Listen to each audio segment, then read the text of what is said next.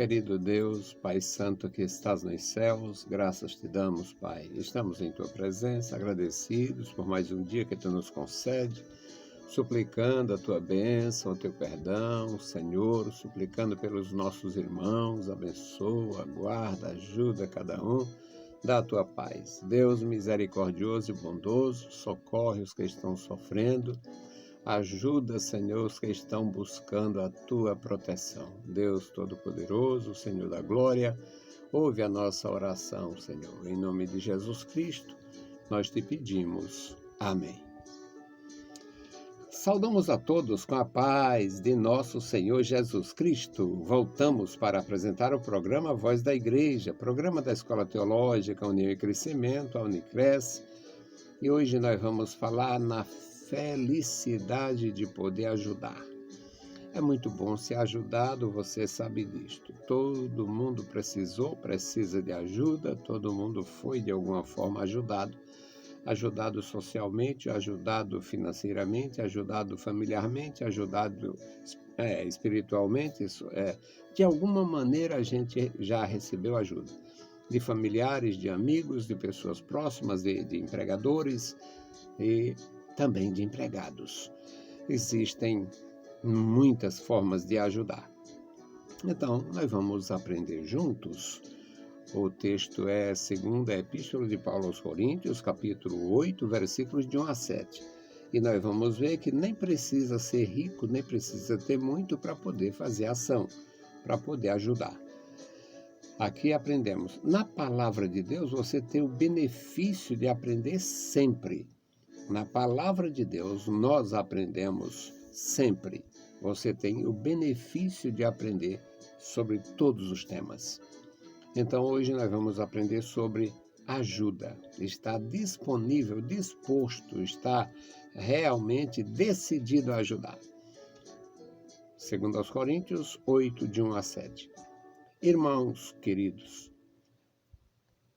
vos fizemos conhecer a graça de Deus dada às igrejas da Macedônia, como em muita prova de tribulação houve abundância do seu gozo e como a sua profunda pobreza abundou em riqueza da sua generosidade. Porque, segundo o seu poder, o que eu mesmo testifico, e ainda acima do seu poder, deram voluntariamente, pedindo-nos com muitos rogos que aceitássemos a graça e a comunicação deste serviço que se fazia para com os santos. E não somente fizeram como nós esperávamos, mas a si mesmos se deram primeiramente ao Senhor e depois a nós, pela vontade de Deus. De maneira que exortamos a Tito que, assim como antes tinha começado, assim também acabasse esta graça entre vós. Portanto, assim como em tudo abundais em fé, e em palavra, e em ciência, em toda diligência, e em vosso amor para conosco, assim também abundeis nesta graça. Louvado seja para sempre o nosso Deus. Querido Senhor, estamos em Tua presença, lemos a Tua palavra, pedimos pela Tua igreja, suplicamos, ó Senhor, por aqueles que podem e têm feito, Senhor, parte da Tua obra, ajudando, encorajando, dando, Senhor, a sua contribuição, principalmente orando e intercedendo. Amado Pai, ouve a nossa oração, em nome de Jesus te pedimos. Amém. Meus queridos irmãos, não tem quem possa se livrar de crises, de algumas surpresas. Existem situações que a gente fica, como usam dizer, muitas pessoas falam, entre a cruz e a espada. No começo da história da igreja, a igreja sofreu muito. A igreja sofre porque a igreja não é deste mundo. A igreja de Jesus Cristo, assim como ele, se tornam como se fossem elementos estranhos ao mundo corrompido, perverso, absolutamente indiferente às coisas santas. Então, Jesus tinha dito, tinha avisado, tinha eh, eh, dedicado parte do seu ensino santo a, a advertir que eles não seriam bem vistos, não seriam amados, o mundo não abraçaria uma igreja que falava contra o mal. Então, era compreensível, é compreensível que houvesse isto, porque Jesus mesmo já tinha dito: se vocês fossem do mundo, o mundo ia amar a vocês, amaria vocês, porque o mundo estaria amando o que era seu, mas vocês não são do mundo, porque eu vos tirei do mundo, e assim como eu não sou do mundo, vocês não são do mundo, por isso o mundo vos odeia.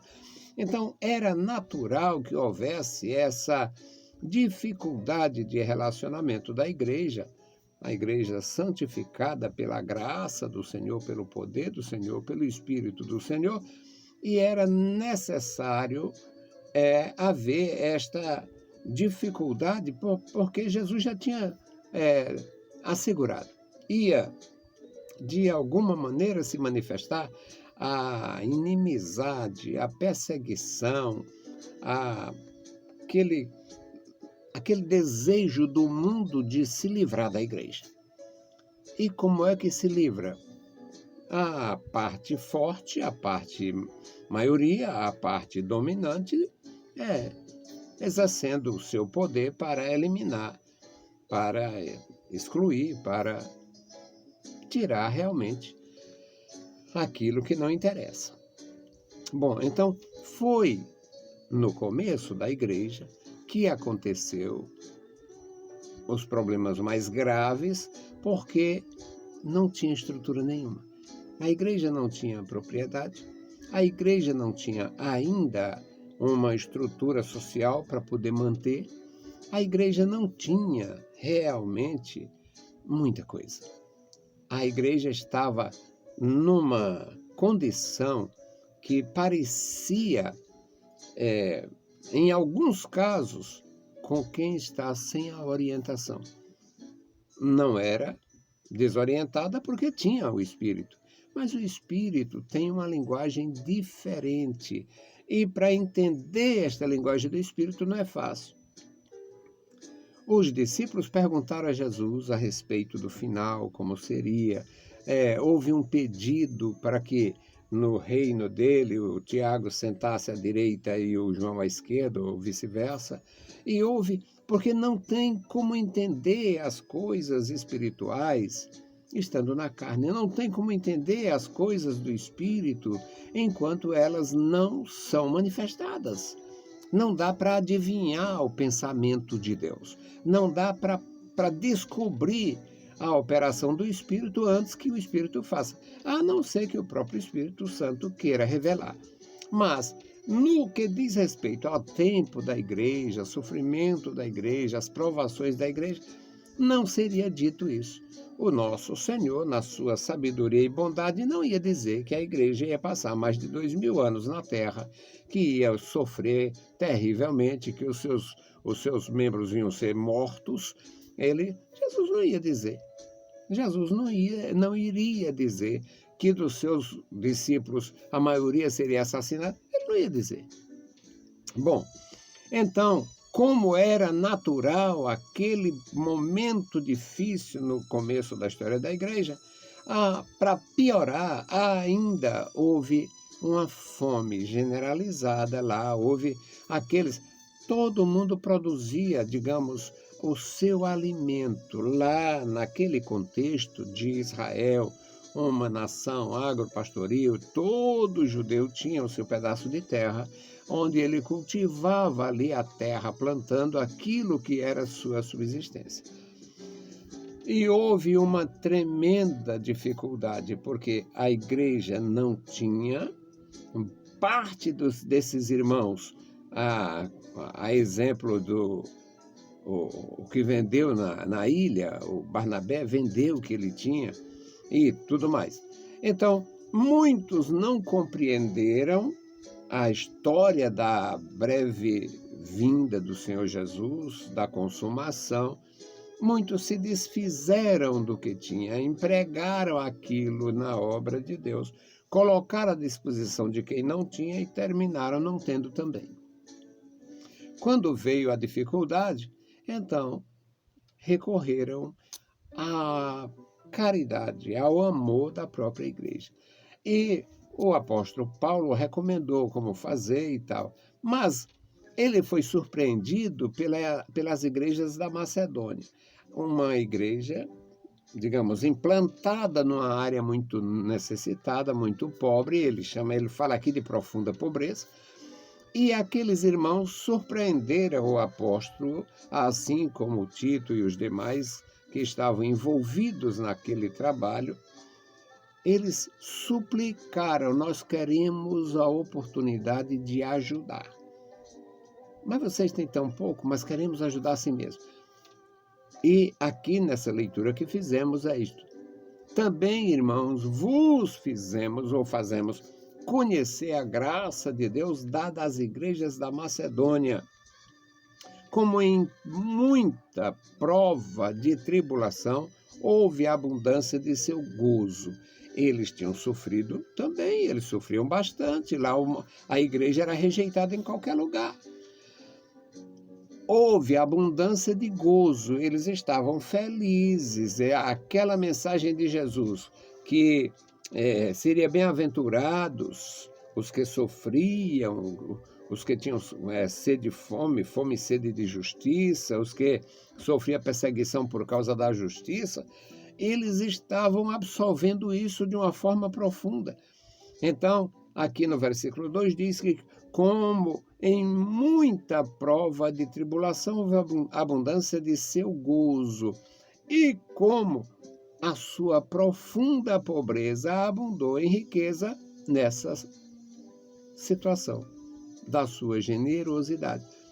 Eles, mesmo estando na mesma condição da igreja em Jerusalém, sofrendo rejeição, tendo dificuldade de relacionamentos, os inimigos sempre fizeram o que sabem fazer.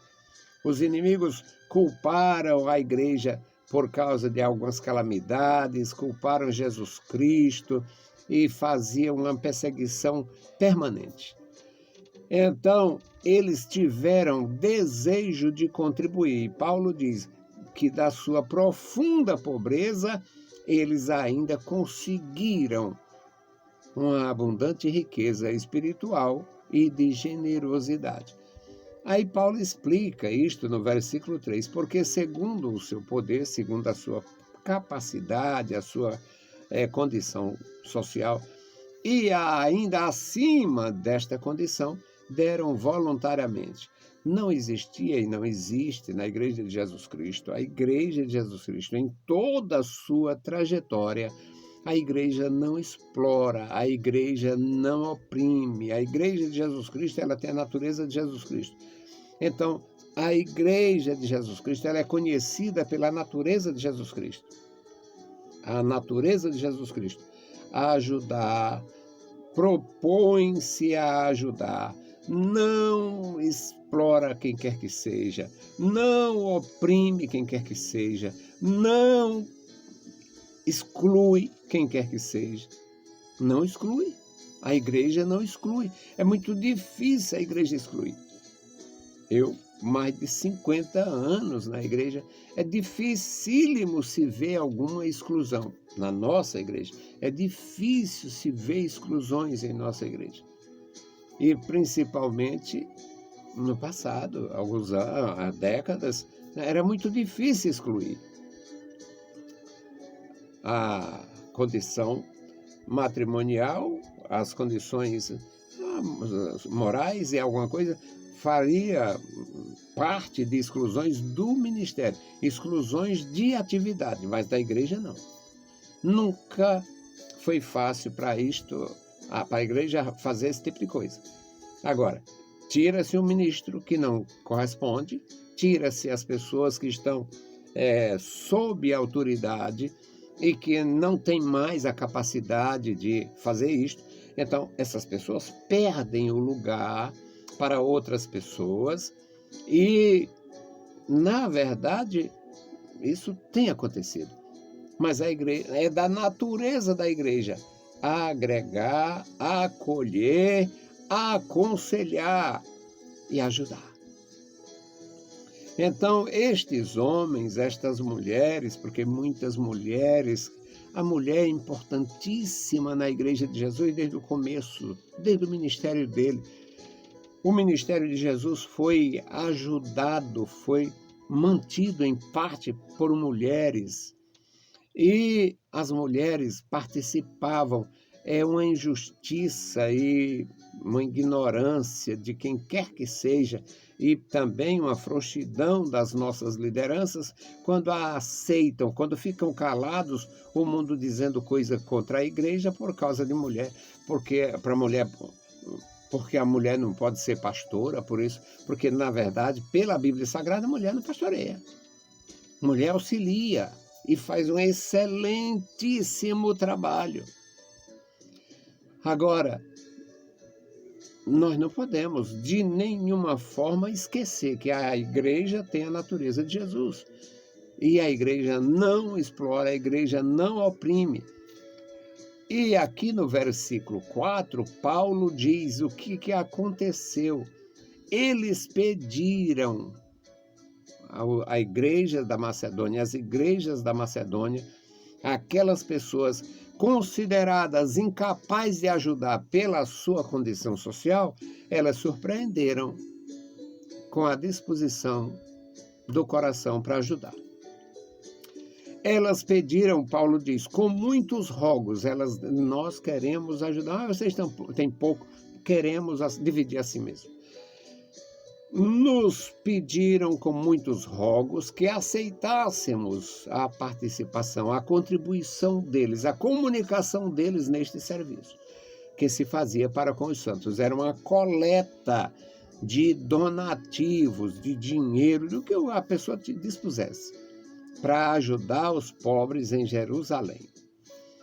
E o apóstolo diz no versículo 5 que não somente fizeram como nós esperávamos, quando eles se comunicaram e se prontificaram, mas a si mesmo, ainda mais, eles fizeram mais do que se esperava. Porque primeiramente eles se doaram ao Senhor e depois se prontificaram para nós para ajudar.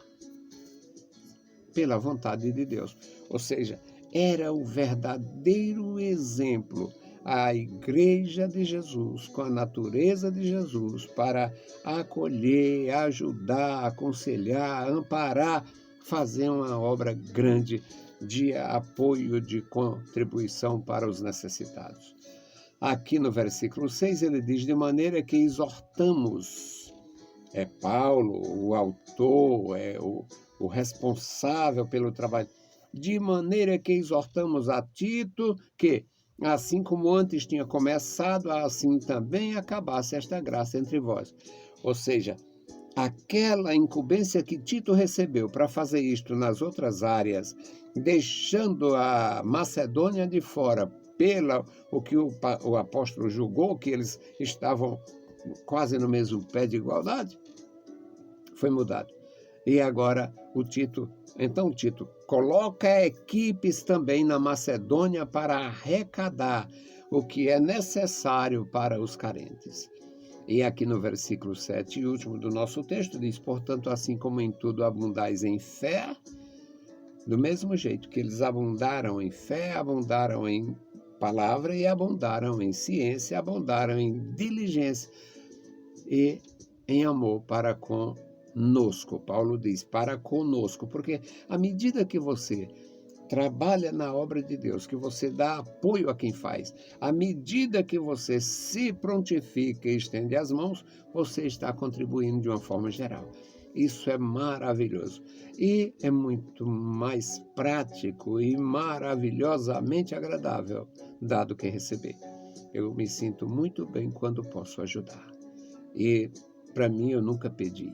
Eu passo embaixo, mas eu não peço. Para a glória do meu Senhor, tenho um testemunho ilibado quanto a isso.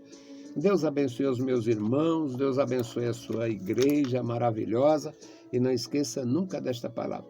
A igreja de Jesus tem a natureza de Jesus, o testemunho de Jesus, as atitudes de Jesus.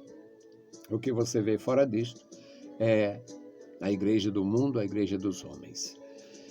Bendito Deus, Pai Santo, Pai querido que estás nos céus, nós te louvamos. Obrigado, meu Senhor, por mais um dia, obrigado pela tua bondade, obrigado pela tua graça, obrigado pela tua igreja. Aqui, meu Senhor, o memorial da oração.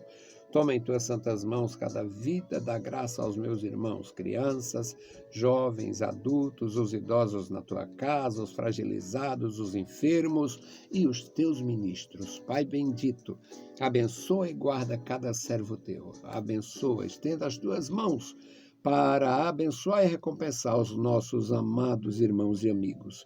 Em nome de Jesus Cristo, nós te pedimos. Amém. Saudamos a todos com a paz de nosso Senhor Jesus Cristo. Se o Senhor permitir, a gente volta. Deus os abençoe. Leiam a Bíblia Sagrada e a graça de nosso Salvador repouse sobre vós